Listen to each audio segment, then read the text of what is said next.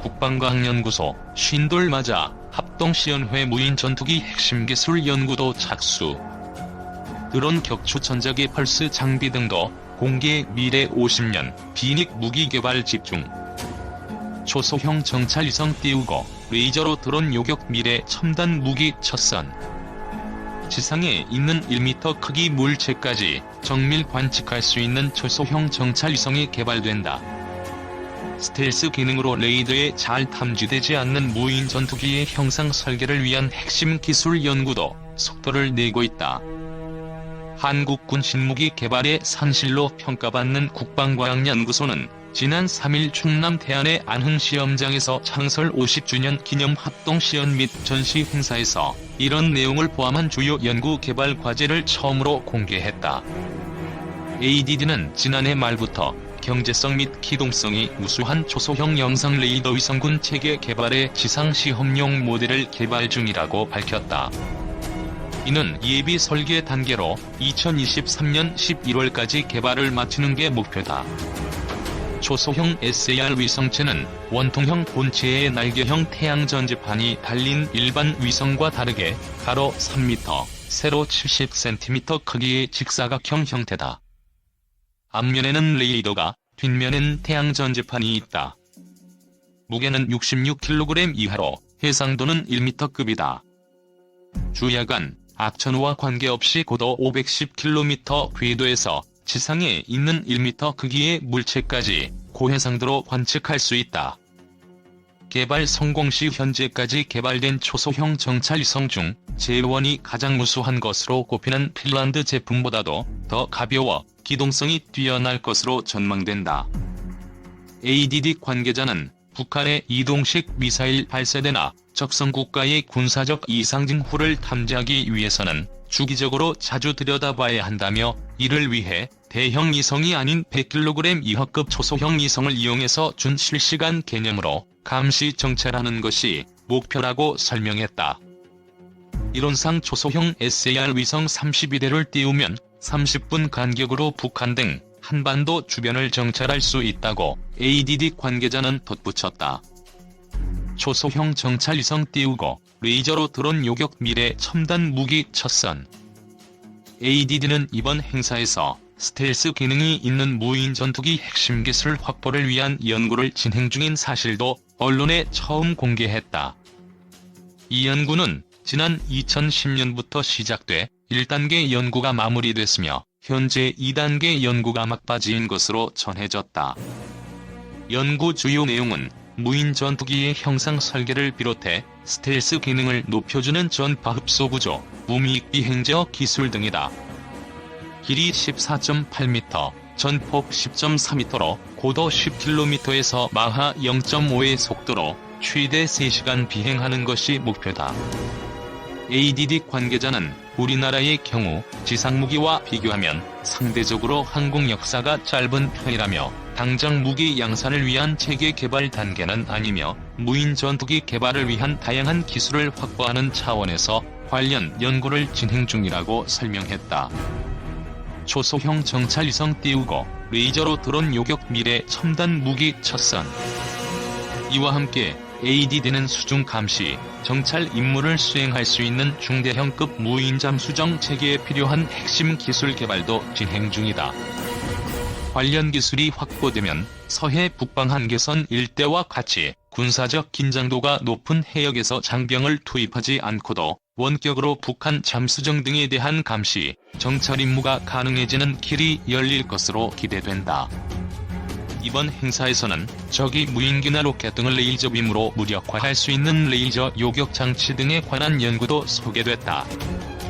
ADD는 2014년 파주에서 발견된 북한 무인기의 복제기에 대한 레이저 요격 시험이 성공했다며 무인기 무력화 능력이 입증됐다고 설명했다. 레이저 요격 장치는 아직 전 세계적으로 전력화된 사례가 없다.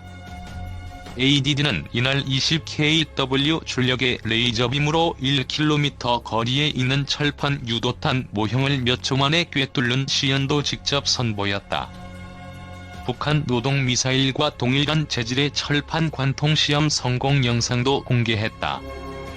또 군집을 이룬 소형 드론 3대를 한꺼번에 전자기 펄스로 요격해 떨어뜨리는 시험 영상과 발사기도 처음으로 선보였으며 스텔스를 탐지할 수 있는 광자, 양자 레이더 기술도 소개됐다. 초소형 정찰위성 띄우고 레이저로 드론 요격 미래 첨단 무기 첫선. 최고 속도 60노트 이상의 20톤급 차세대 초고속정도 개발된다. 한소복합 소재로 개발되는 초고속정은 극한 해상 환경에서 운용할 수 있고 작전 상황 발생 시 신속하게 투입될 수 있다. 길이 20m, 폭 4m로 12명이 승선하며 주식회사 우리해양기술과 함께 내년 4월까지 개발된다. 한편 ADD는 창설 50주년을 하루 앞둔 5일 오후 대전 본원에서 정경두 국방부 장관, 왕정홍 방사청장 및 역대 소장과 전 현직 연구원들이 참석한 가운데 창설 기념식을 개최했다. 이날 기념식에서는 무인항공기 기체 개발에 기여한 이원준 박사에게 의범학술상이 수여됐다. 남세규 ADD 소장은 미래 50년은 비닉 무기 개발에 집중하고 AI, 양자 레이더, 합성 생물학 및 우주 분야와 같은 첨단 과학에 과감히 도전할 것이라고 말했다.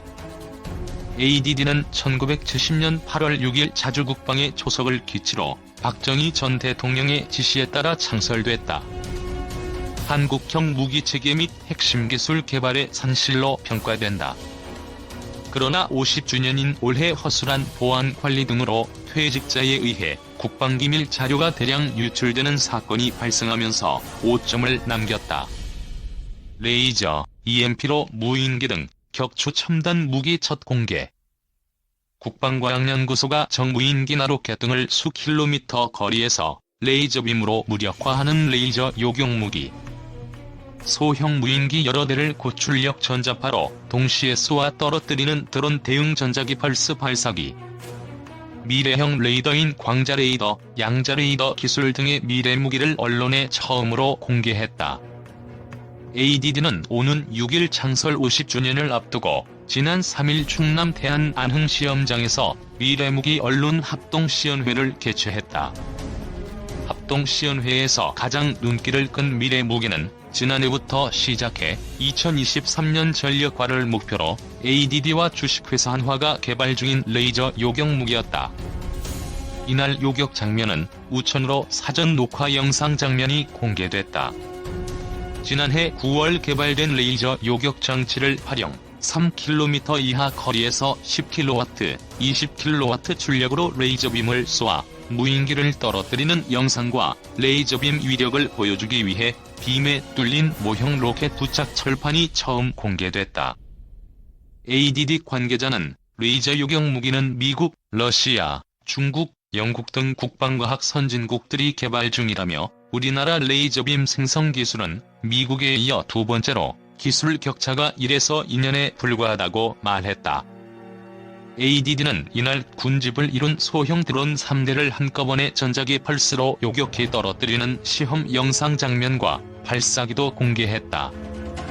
ADD는 1999년부터 고전압 전기를 전자기파로 변환시켜 적전자 장비를 순식간에 무력화하는 EMP 발생장치 설계 기술을 개발했다.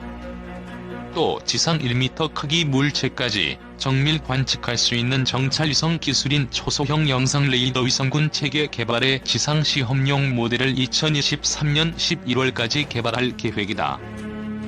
한국형 전투기에 탑재하기 위해 국내 기술로 개발한 다기능 이상 배열 레이더 출고식이 이달 초 예정된 가운데 이보다 기술이 훨씬 앞선 미래형 레이더인 광자 레이더, 양자 레이더의 핵심 기술도 연구 개발 중이다.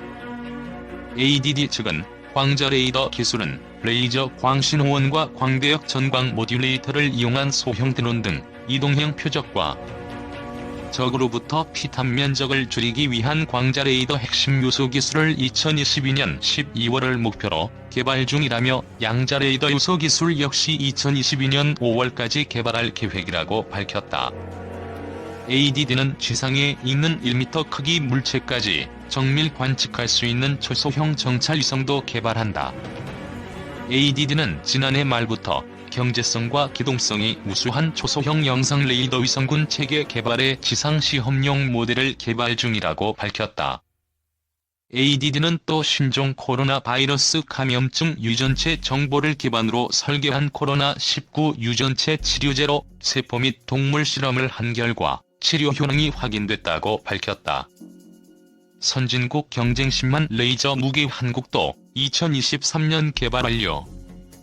한국형 스타워즈 사업으로 불리는 레이저 대공무기 개발은 미국과 러시아, 프랑스, 독일 등 선진국이 개발 중인 최첨단 무기 기술을 우리 군도 자체적으로 확보한다는 점에서 큰 의미를 가진다. 레이저 무기는 일반 무기에 비해 사거리와 연속 발사, 정확도는 물론 비용적인 측면에서도 장점이 많아 대표적인 미래의 첨단 전쟁 무기로 꼽힌다. 레이저 대공무기의 가장 큰 장점 중 하나는 가격이다. 레이저는 한 발에 1200에서 12,000원 정도에 불과한 것으로 알려졌다. 일반 요격용 미사일보다 훨씬 저렴하다. 적국의 폭탄을 탑재한 소형 드론을 무더기로 보내 핵심 시설을 대거 파괴하는 작전을 펼칠 때 효과적인 방어전력으로 큰 역할을 할 수 있을 것으로 보인다. 실제 미국은 향후 이란과의 전면전에 대비해 가성비가 좋은 레이저 무기 개발에 집중하는 것으로 알려졌다. 값싼 드론에 천문학적인 비용이 들어간 미사일과 최신 함정들을 소모시키는 일이 없도록 하겠다는 취지다. 이미 소형 드론의 위험성은 지난 14일 사우디아라비아 석유시설 및 유전 공격으로 입증된 바 있다. 주요 외신들은 반군 세력이 대당 수천만 원 밖에 안 되는 저렴한 드론 무기로 지난해 세계 군사비 지출 3위인 사우디에 큰 피해를 줬다고 분석하고 있다. 북한 역시 공격형 드론 기술이 높은 수준인 것으로 알려진 만큼 레이저 대공무기 개발은 한반도 안보에도 큰 도움이 될 것으로 보인다. 북한의 드론은 제작비가 2천만에서 4천만 원 선에 불과하고 날개폭이 1.92에서 2.45m 정도여서 군 레이더로 포착하기 어렵다. 선진국들이 광섬유 레이저 무기 개발에 나선 것도 이 때문이다. 레이저는 빛의 속도로 움직이기 때문에 미사일보다 훨씬 빠르고 전력만 있으면 얼마든지 생산할 수 있어 탑재량이 무제한이다. 1차 요격 실패 후 2차 요격까지 걸리는 시간이 매우 짧고 정확도도 미사일보다 뛰어나다. 무엇보다 원하는 표적에 수천도의 열을 가해 큰 피해를 줄 수 있다. 선진국 경쟁심만 레이저 무기 한국도 2023년 개발 완료. 레이저 대공무기는 앞으로 소형 드론뿐 아니라 전투기나 탄도미사일 등에 대한 대비책으로도 활용될 전망이다.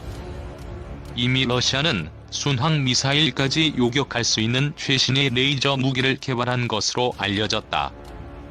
미국은 최근 우주사령부 창설을 계기로 우주에서 직접 레이저를 발사해 탄도미사일을 요격할 수 있는 메가와트급 무기체계를 개발 중이다. 프랑스도 위성 공격용 레이저 무기 개발을 계획 중인 것으로 전해졌다. 다만 레이저 무기가 기존의 공격, 방어 무기들을 대체하기 위해선 보다 높은 수준의 세밀한 기술들이 필요한 만큼 당장 전력화 단계를 거치긴 쉽지 않을 것으로 예상된다. 전문가들도 미군이 총대포, 미사일 등 기존 재래식 무기와 레이저를 함께 사용하는 시기를 거칠 것으로 보고 있다. 송창준 방사청 유도무기 사업부장은 레이저 대공무기 사업은 전 세계적으로 전력화한 국가가 아직 존재하지 않는 레이저 무기 체계를 진화적 개발 전략 개념 차원에서 도전적으로 연구 개발하는 사업이라며 개발 완료 시적 소형 무인기 및 멀티콥터에 대한 대응 능력뿐 아니라 우리나라의 국방과학 기술 역시 한 단계 도약할 수 있는 계기가 될 것이라고 강조했다.